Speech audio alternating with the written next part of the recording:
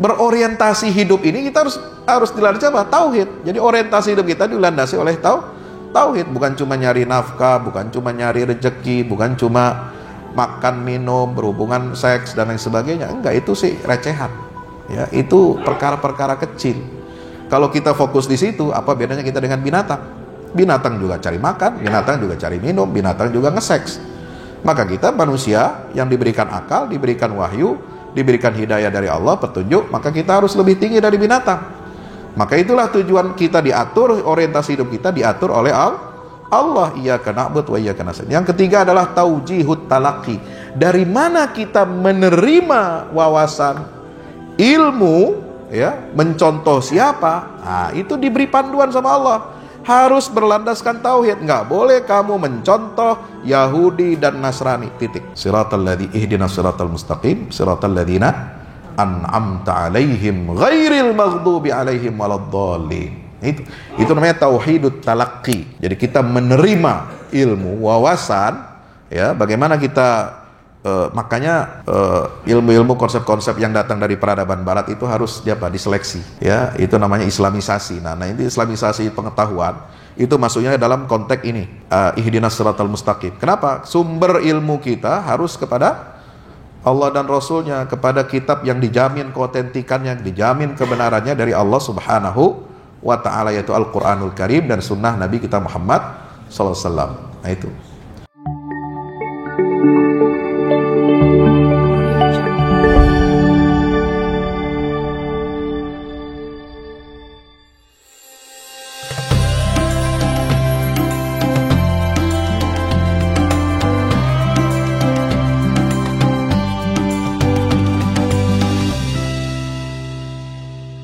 Wahayyikum bitahiyatil Islam. Assalamualaikum warahmatullahi wabarakatuh.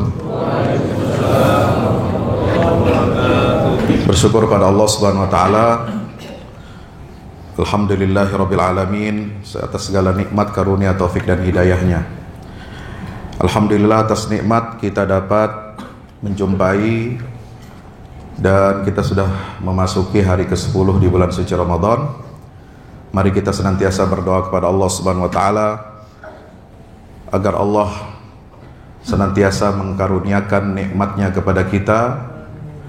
Dengan masuknya bulan Ramadan ini, mudah-mudahan Allah juga menyempurnakan nikmatnya kepada kita semua, agar kita dapat menyempurnakan amaliyah ibadah di bulan suci Ramadan sampai akhir, sehingga tidak keluar kita dari bulan suci ini kecuali seluruh dosa-dosa kita semua diampuni oleh Allah Subhanahu wa taala. Amin ya rabbal alamin. Alhamdulillah atas nikmat turunnya Al-Qur'an. Al-Qur'an ini dikaitkan sangat erat dalam nas Allah Subhanahu wa taala dalam firman-Nya di surah Al-Baqarah ayat 185, yaitu sebagai bulan turunnya Al-Qur'an.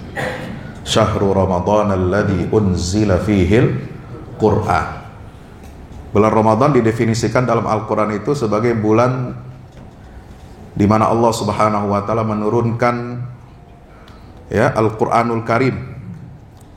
Bahkan kata para ulama, ya, bukan hanya Al-Qur'an yang diturunkan oleh Allah Subhanahu wa taala di bulan suci Ramadan ini, tetapi juga seluruh kitab-kitab samawi itu diturunkan oleh Allah semuanya di bulan Ramadan.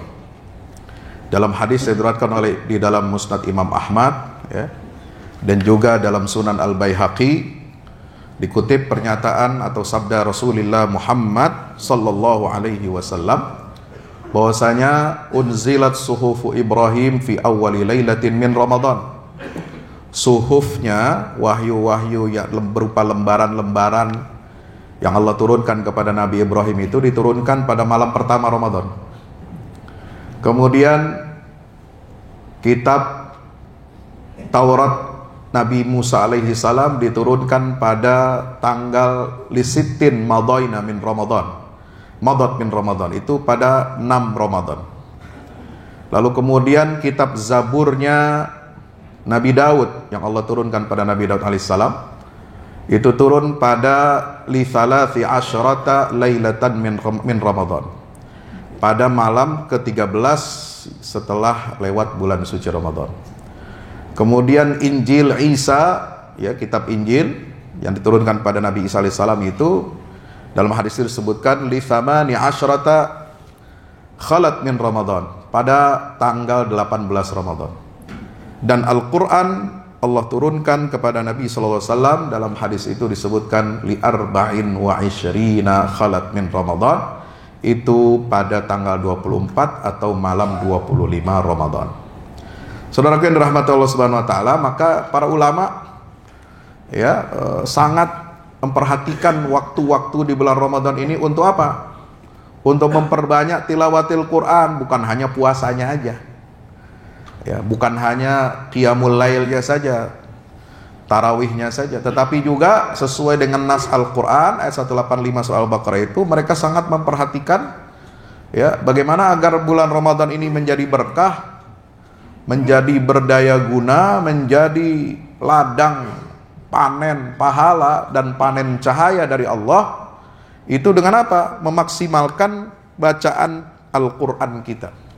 Sehingga diriwayatkan dari salafus saleh, ada yang bulan Ramadan ini menghatamkan minimal 3 kali selama 1 bulan, ada yang menghatamkan 5 kali dalam 1 bulan, ada yang menghatamkan 10 kali dalam 1 bulan, berarti 3 hari sekali hatam.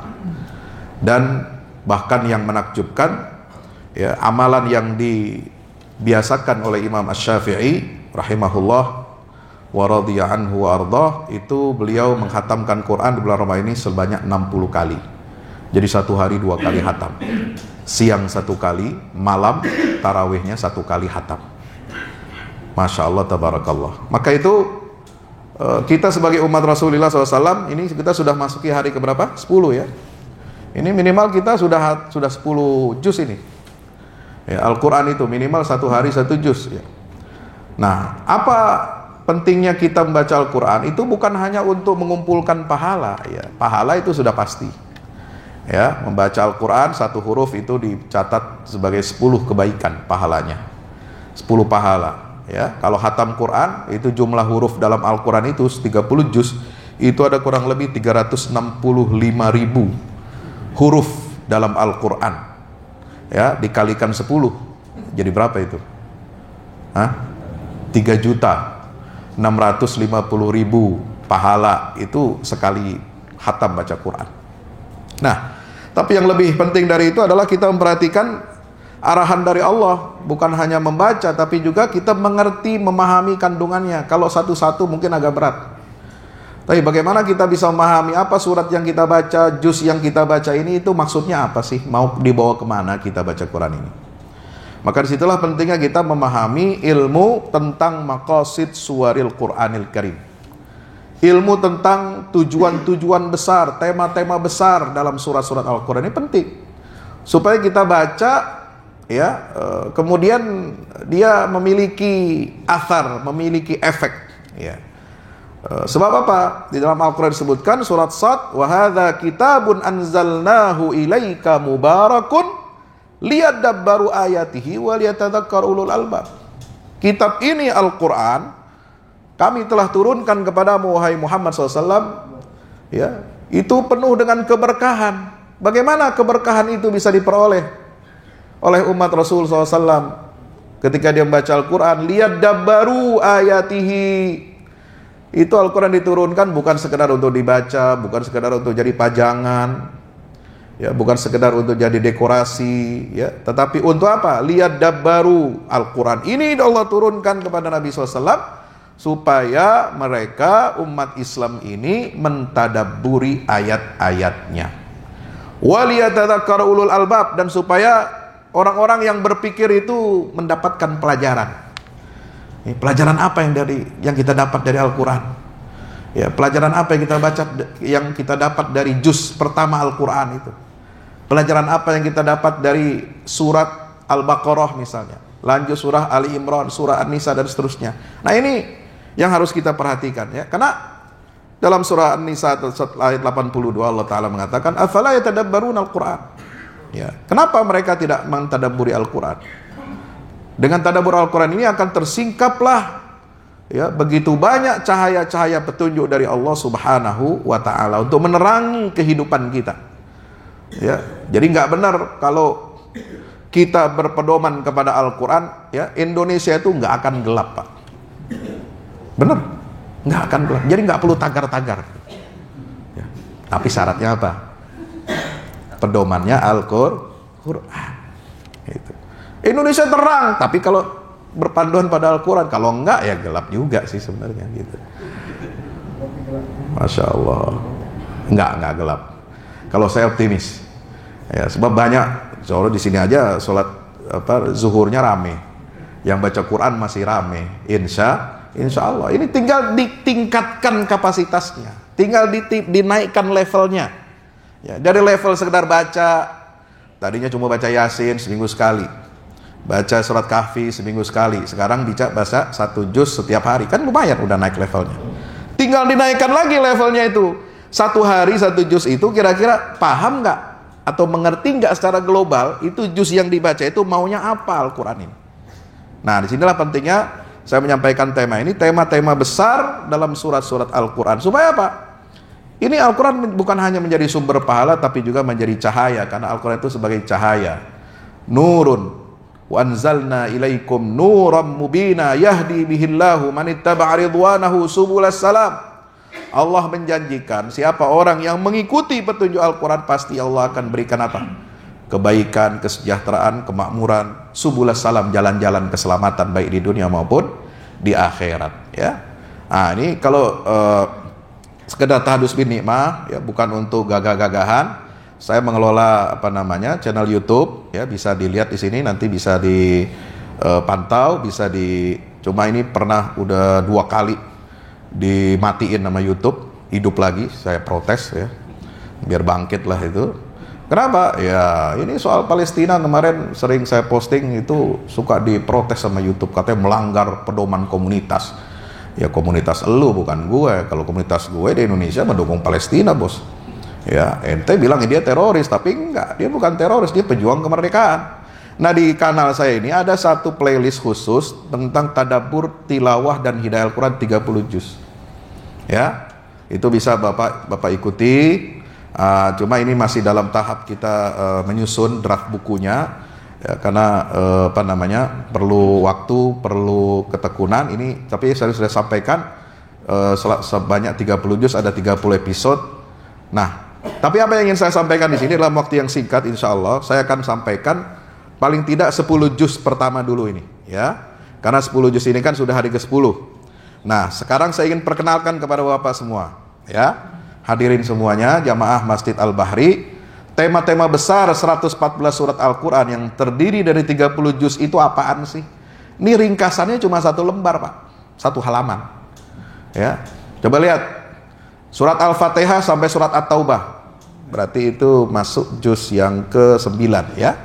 Itu apa isinya? Istikhlaful insani fil ard wa taklifuhu bil mas'uliyah fi tanfidhi manhajillahi azza wa jalla.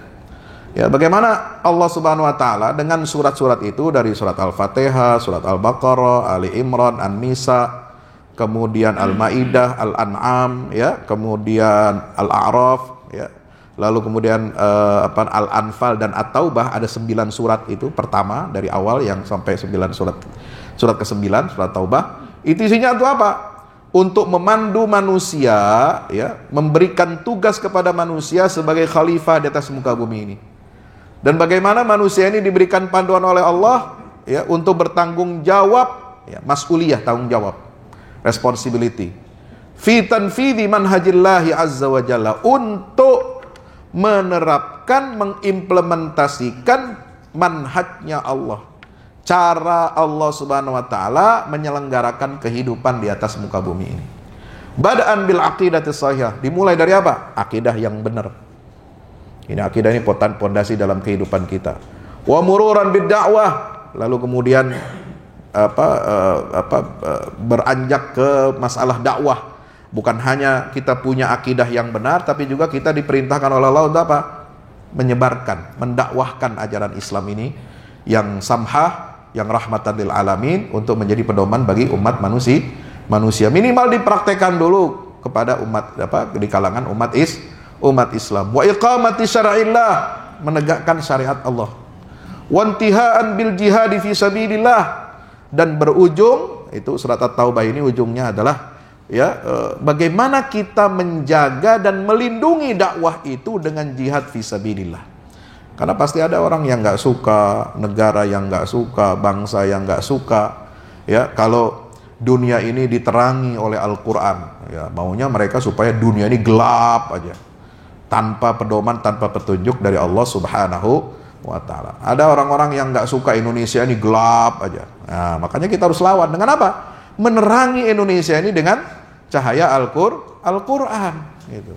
Ini ringkasan dari surat Al-Fatihah sampai surat Taubah. Nanti kita lihat rinciannya ya, per juz ya. Kemudian berikutnya dari surat Yunus sampai surat Luqman. Yunus itu juz ke-10 atau 11 ya, sampai juz 21 surat Luqman ya. Itu apa? Ardun lil wasail. Ya, isinya itu seluruh surat-surat ini dari surat Yunus sampai surat Luqman itu adalah memaparkan cara-cara, jalan-jalan, sarana wal adawat, alat-alat ya, al-mu'inah ala tatbiqil manhaj. Ya, yang berfungsi untuk apa? Membantu ya untuk menerapkan syariat Allah Subhanahu wa taala. Mulai dari mana? Tashihut tasawurat. Ya, meluruskan keyakinan ya, sistem cara berpikir. Wa ta'miqut tarbiyatil aqaidiyah. Ya, lebih menanamkan pendidikan akidah, wal akhlaqiyah, etika, wasulukiyah, perilaku yang lurus, wal istima'iyah, kehidupan sosial yang baik, li muwajahati al fitanil mutawaqqa'ah fit thariq, untuk menghadapi atau mengatasi fitnah-fitnah yang bisa jadi akan muncul, akan menghadang ya, hambatan-hambatan yang ada di tengah jalan kita. Untuk ketika kita ingin menerapkan manhaj Allah dalam kehidupan, pasti akan ada apa? Fitnah-fitnah. Akan ada ujian-ujian, akan ada hambatan-hambatan. Nah, cara untuk kita mengatasi itu semua, itu ada diungkapkan dari surat Yunus sampai surat Luqman. Berikutnya surat As-Sajdah sampai surat Az-Zumar. Ya, ini juz 21 sampai juz berapa? Kurang lebih juz 24 ya. Ta'kidun 'alal ma'nal wajib rusuhu fin nafsi. Ya, untuk menegaskan ya, mengafirmasi tentang apa? Sebuah makna konsep yang wajib untuk ditanamkan di dalam jiwa kita.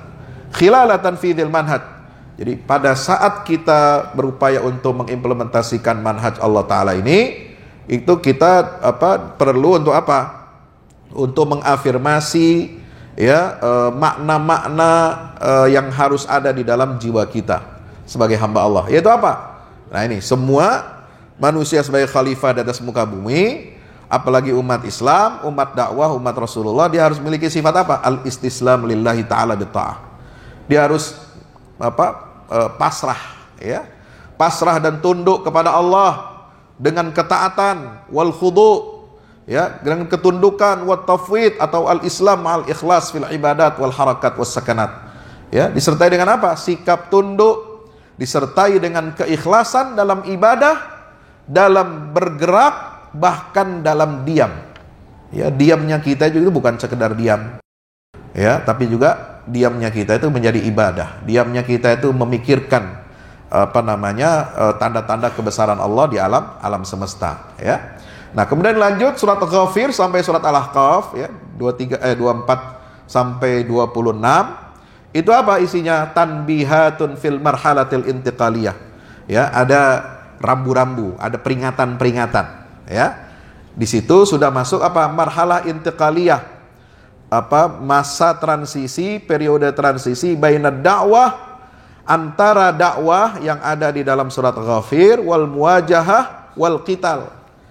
Ya, antara dakwah dengan apa? Jadi contoh dalam periode Madinah ketika Nabi mulai di periode Mekah ya, setelah Nabi itu menyampaikan risalah Islam secara terbuka ya, itu ditentang ya, dihadang. Tapi Rasulullah menghadapinya dengan apa? Sabar. Menghadapinya dengan menerima semua itu tanpa ada pembalasan ya, tanpa ada pergerakan untuk menangkis atau melawan atau menahan serangan mereka. Itu nggak ada. Semua diterima dengan sabar. Maka perintahnya di dalam surat-surat Makkiyah itu adalah perintah untuk bersabar, ya. Kalau diuji tidak usah membalas dan sebagainya. Tapi di periode Madinah itu lain ceritanya. Ya, makanya ada marhala intiqaliyah, periode transisi, perpindahan dari satu periode lain, dari dakwah kemudian menuju apa? Menuju muwajahati wal qital. Ya, fase ketika berkonfrontasi, bahkan ketika mengharuskan umat Islam ini ya untuk jihad atau perang fisabilillah, membela agama Allah. Tujuan itu apa? Satu, menjaga agama. Yang kedua, menjamin kebebasan umat Islam itu beragama dengan baik. Ya, yang ketiga, untuk melindungi rumah-rumah ibadah agar tidak dihancurkan oleh musuh. Ya, supaya yang keempat, tidak ada fitnah. Tidak boleh ada orang beragama itu dipaksa lalu kemudian dia diintimidasi, diteror atau dibunuh. Ya, karena seorang itu menjalankan agamanya, itu nggak boleh. Maka ada syariat jihad fisabilillah, ya. Nah, ini ada apa? Wajibat wa mahadzir. Ada kewajiban-kewajiban dan ada hal-hal yang perlu diwaspadai ketika umat Islam ini menyampaikan dakwah. Nah, di surat Muhammad sampai surat Al-Hujurat itu fokusnya apa? Tema besarnya adalah ta'atur Rasul wa tauqiruhu wa tauqiru sahabati. Jadi bagaimana kita dididik oleh Allah untuk mentaati Rasulullah SAW, untuk mengagungkan baginda Nabi, untuk memuliakan para sahabat-sahabatnya Rasulullah SAW. Ya, itu ada di surat Al-Fatah itu ya. Nah, surat Al-Fatah itu menggambarkan apa? Kita sebagai umat ini harus mengikuti jalannya salafus saleh. Muhammadur Rasulullah, ya, itu ayat 29. Surat Al-Fatah. Walladzina ma'ahu asyidda'u 'alal kuffari ruhama'u bainahum tarahum ruk'an sujada ila akhiril ayah. Ya, sampai akhir ayatnya menyatakan apa? Di situ kita mesti apa? Mesti memuliakan sahabat-sahabat Nabi. Kenapa? Karena mereka ini adalah golongan manusia yang dipersiapkan oleh Allah untuk menjadi pembela dakwah yang pertama. Ya, kita belum lahir, nenek moyang kita belum lahir, mereka udah lahir. Mereka pertama yang beriman, mereka pertama yang kemudian berkorban, mereka pertama yang mengorbankan nyawanya, hartanya, segalanya di jalan Allah Subhanahu wa taala. Maka umat Islamnya harus apa? Harus menghormati mereka, mendudukan mereka dengan posisi yang baik, yang layak sesuai dengan makamnya para sahabat Nabi. Itu adalah at-tariqul wahid lil qabul wal falah. Jadi taat kepada Rasul, memuliakan Nabi Muhammad, menghormati para sahabat Nabi adalah jalan untuk amal ibadah kita ini diterima dan mendapatkan kebahagiaan. Nah, dari surat setelah itu sampai surat Al-Hadid, ya, juz ke-28 dari 26 sampai 28. Itu apa? Ayyuhal insani, pesannya, ikhtar li nafsika tariqal hidayati wal jannah atau tariqad dhalal wan nar.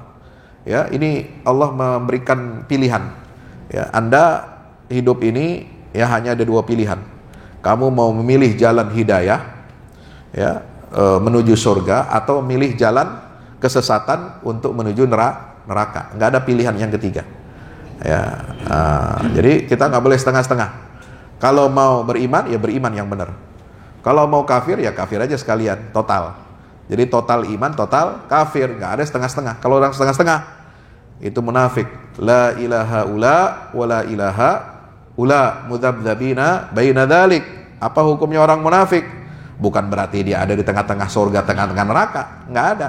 Adanya dia justru fid darkil asfali minan nar, di lapisan terbawah dari keraknya neraka. Nauzubillah min dzalik.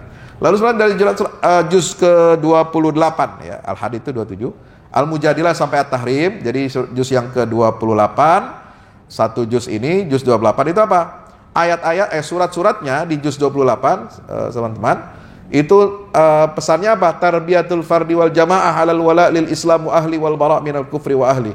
Jadi mendidik individu dan jamaah muslimah, orang Islam, untuk apa? Punya loyalitas kepada agama Islam.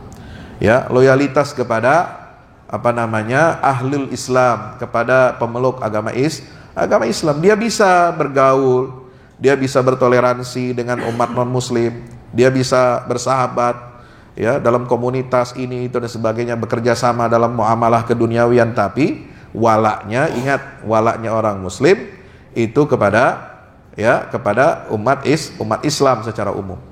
Ya, walaknya kepada Allah dan Rasulullah SAW. Kemudian dia harus berlepas diri dari kekufuran.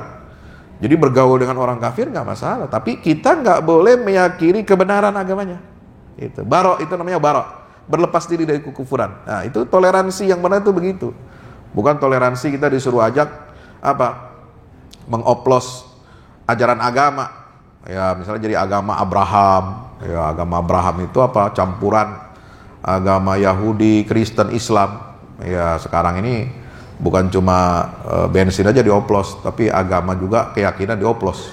Ada yang model begitu, ada. Ya, itu mulai diajarkan. Ya, dengan kedok moderasi beragama. Ya, nauzubillah min dzalik. Nah, juz 29 Al-Mulk, surat Al-Mulk dan sampai Al-Mursalat itu juz 29 semuanya. Itu surat-suratnya apa? Itu mulai naik level nih. Umat Islam ketika dia sudah sampai tahapan-tahapan tadi sudah selesai, ya, dia memilih jalan hidayah, dia sudah dibentuk walaknya kepada Islam dan kaum muslimin, dia sudah mentaati Allah dan Rasulnya, dia sudah mematuhi rambu-rambu ketika ada peralihan masa-masa dakwah dan muwajahah atau konfrontasi, maka dia harus menjadi apa? Kun da'iyatan najihan bi'ilmika wa akhlaqika wa ibadatik. Ya, muslim itu dituntut menjadi apa? Seorang dai. Ya, tapi dai bukan sekedar dai yang asal-asalan, ya, dai yang sukses, dai yang bisa menampilkan Islam yang benar, rahmatan lil alamin, dai yang bisa menjadi contoh tauladan dengan akhlaknya, dengan ilmunya, dengan ibadahnya. Itu pesan-pesan dari surat Al-Mulk sampai Al-Mursalat. Kemudian surat yang juz yang ke-30 An-Naba An-Nas, aslih aqidatak. Apa titik tekannya? Kembali lagi Allah mengingatkan di dalam surat-surat di juz 30 itu, dari yang panjang sampai yang pendek-pendek. Yang pendek-pendek itu kan biasa dibaca buat tarawih. Ya, mulai dari Al-Hakumut sampai An-Nas. Ya, Al-Hakumutnya rakaat keduanya kulhu lagi. Wah, tuh. Oh ya, udah pendek tambah pendek lagi. Ya. Itu masih bagus daripada sholat tarawih kilat 100 km per jam. Nah, ada yang 300 km per jam, itu nggak boleh. Itu kata Nabi SAW, aswa'un nasi sariqatan alladhi yasriqu min salatih. Orang yang paling buruk mencuri adalah ketika orang itu mencuri dari sholatnya. Bagaimana orang mencuri dari sholatnya? Kok bisa ya Rasulullah? Iya, la yutimmu ruku'aha wa la sujudaha, kata Nabi. Orang mencuri dari sholatnya kalau dia tidak sempurnakan ruku dan sujudnya. Belum ruku benar udah begini lagi, belum sujud nempel jidatnya udah bangun lagi. Nah, itu nggak bisa begitu. Itu mencuri, namanya korupsi sholat. Jangan dicontoh ya kayak begitu. Nah, ini. Jadi, di juz yang 1 sampai 10 kita ringkas saja karena waktu kita tinggal berapa menit. Ya, 1 juz pertama sampai juz 10 ini penting karena kita sudah masuk ke 10 hari pertama. Itu intinya tadi kan sudah saya dapat disampaikan di muka bahwa juz 10 juz pertama ini adalah bagaimana memandu manusia sebagai khalifah di bumi, lalu memberikan tanggung jawab dia ya untuk mengimplementasikan manhaj Allah dengan akidah yang benar, dengan dakwah, dengan menegakkan syariat. Nah, kita rinci di sini sekarang. Al-Fatihah itu isinya apa? Al-Fatihah itu isinya adalah semua tujuan-tujuan besar Al-Quran dirangkum di dalam surat Al-Fatihah. Kenapa? Al-Fatihah ini sebagai ibarat kata daftar isi. Daftar isi Al-Quran, daftar isi nggak usah banyak-banyak. Daftar isi itu global.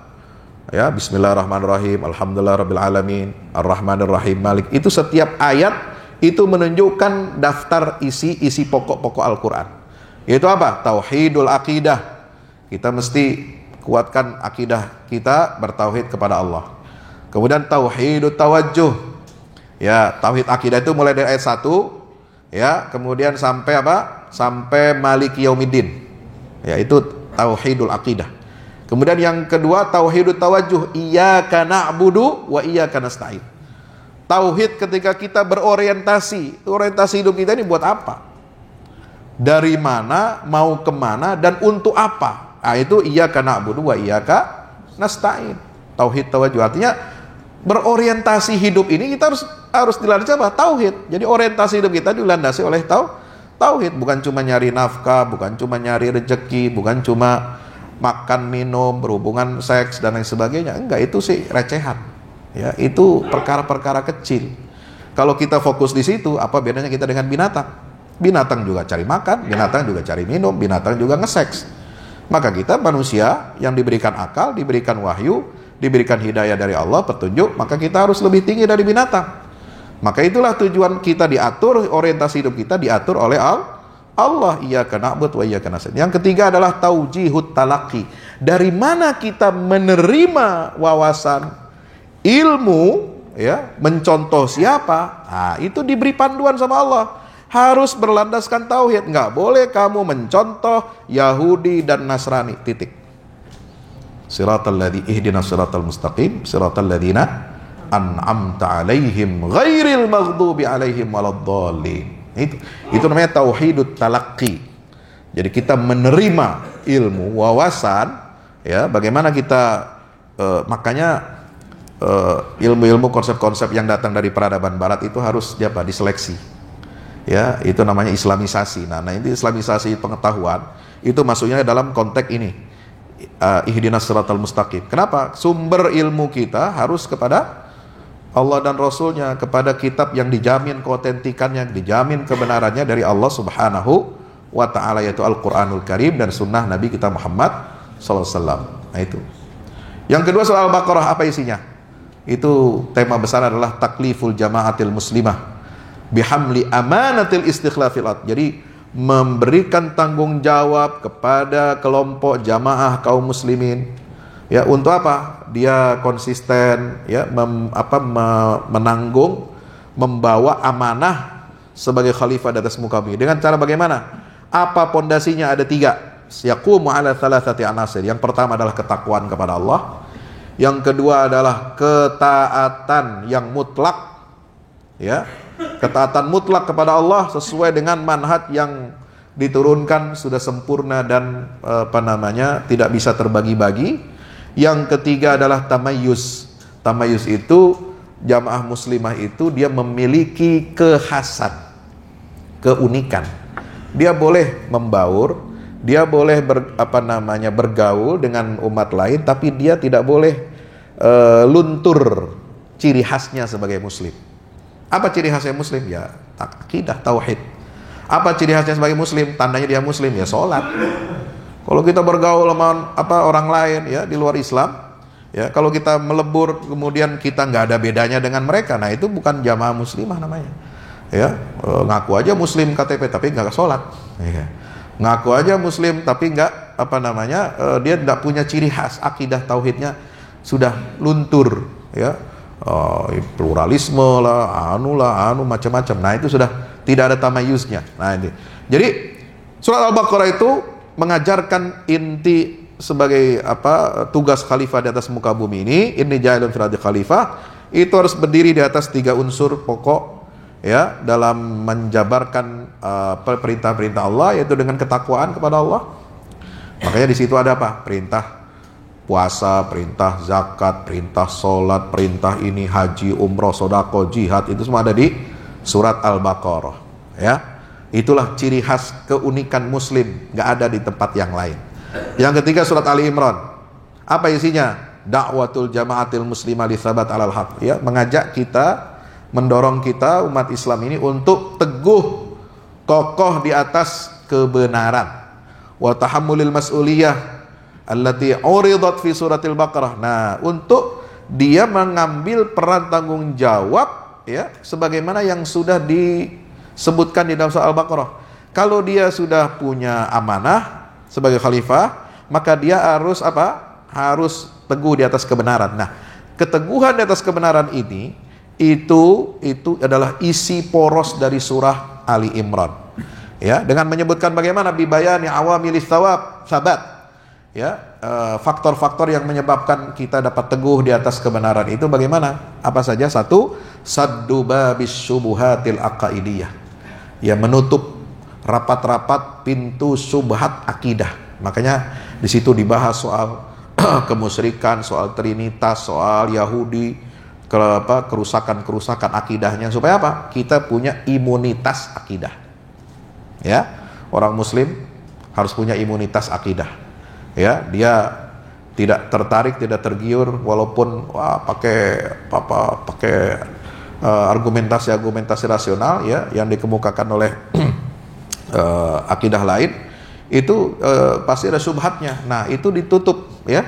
Tapi diberikan penjelasan yang sangat rasional dalam Al-Qur'anul Karim. Diceritakan awal, kenapa kok Nabi Isa bisa dijadikan Tuhan. Nah, disebutkan sejarahnya, kelahirannya, ibunya siapa, bapaknya siapa, keluarganya, kakeknya siapa. Masa iya Tuhan punya bapak, punya kakek? Ya kan begitu. Lahirnya itu normal, lahirnya memang lahirnya dalam keadaan kekhususan. Itulah kemudian yang menjelaskan, membuka tirai, membuka tabir kenapa ya penting akidah ini dipaparkan di dalam surah Ali Imran. Yang kedua dengan saddu babis syahwat. Nah, menutup pintu syahwat. Tadi subhat itu pemikiran, ideologi, keyakinan, akidah. Nah, syahwat itu pintu yang berbahaya. Ya, syahwat ini apa? Orang kalau dengan syahwat ini dia menghalalkan segala cara, maka dia harus didisiplinkan syahwatnya, disekolahin, dididik supaya baik, supaya melahirkan akhlak yang terpuji. Kemudian saddu babit at-tamayyu' wa dhaubani syakhsiyah ma'a ghairi muslimin, menutup pintu tamayyu' ya, jadi orang kehilangan identitas. Ya, orang kehilangan identitas, tidak punya jati diri. Nah, ini yang kemudian dibenahi oleh Al-Quran di dalam surah Ali Imran. Kemudian surat An-Nisa, awwalu sifatin yatahalla bihal mustakhlafuna fil ard adalah al-adlu war rahmah. Setelah kita sukses menjadi khalifah yang baik dengan panduan surat Al-Baqarah, setelah kemudian kita memiliki keteguhan di atas kebenaran, maka yang ketiga surat An-Nisa ini apa? Orang yang menjadi khalifah di muka bumi, jamaah kaum muslimin umat Islam sebagai pengelola bumi ini, dia harus punya apa? Sifat pertama yang harus dimiliki oleh setiap pemimpin adalah harus punya sifat adil dan rahim, kasih sayang. Ya, maka di situ sebutkan apa? Tentang perempuan, kelompok-kelompok marginal, kelompok-kelompok yang lemah itu harus dilindungi. Ada anak yatim, ada perempuan, ya, ada kemudian ahlu dhimmah, umat non muslim yang butuh perlindungan, itu harus dilindungi. Ya, ini semua diatur di dalam surah An-Nisa. Dan surah Al-Maidah, sifat yang kedua adalah harus memenuhi janji atau kontrak. Ya, jadi pemimpin itu harus memenuhi janji atau kontrak, ya, karena sifat umat Islam ini harus jadi pemimpin. Kalau nggak jadi pemimpin umat Islam, ya, maka kita akan sengsara. Ya, kita nggak bisa bebas menjalankan aturan syariat Islam, kita tidak bebas untuk beribadah, kita tidak bisa. Makanya karakter umat Islam ini pada dasarnya dia memimpin. Ya. Dan itu yang disebutkan dalam 3 surat ini, Ali Imran, An-Nisa, Al-Maidah, itu sifat-sifat kepemimpinan. Bagaimana umat ini harus bisa menjadi pemimpin? Dia harus taat dan patuh memenuhi janji-janjinya. Ya. Surat Al-An'am itu menjelaskan tentang hakikat ketuhanan, ya, Allah Subhanahu wa taala, pengabdian kita, penghambaan kita kepadanya. Kemudian surat Al-A'raf itu menjelaskan apa? Penjelasan tentang kepastian atau keniscayaan konflik pertentangan antara yang hak dengan yang batil, ya. Surat Al-Anfal menjelaskan tentang hukum kaidah umat Islam mendapatkan kemenangan dari Allah. Apa kaidahnya? Bahwasanya kita harus memiliki keyakinan bahwa kemenangan itu semua dari Allah, tetapi keyakinan seperti itu harus diiringi dengan apa? Dengan usaha. Al-akhdhu bi asbab, ya, al-maddiyah wal ma'namiyah wat tarbawiyah. Jadi kita harus berusaha.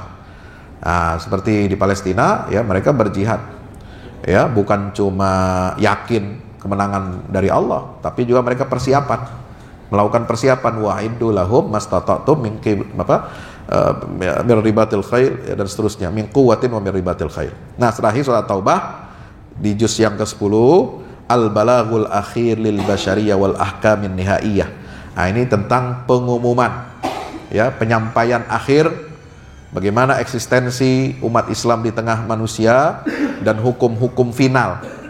Jadi hukum-hukum itu kan dalam Al-Quran itu turun sepanjang 10 tahun di Madinah, itu bertahap.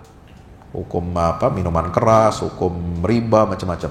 Nah, hukum finalnya itu semua ada di surat At-Taubah. Ya, maka itu tidak boleh dilanggar. Itu diumumkan ketika Nabi SAW haji wada. Peristiwa haji wada, apa yang menyebabkan haji wada, bagaimana pemisahan antara musyrikin dari muslimin, itu semua ada di dalam surah At-Taubah. Demikian yang dapat kami sampaikan, mudah-mudahan bermanfaat. Aqulu qouli hadza astaghfirullah li wa lakum. Wassalamualaikum warahmatullahi wabarakatuh.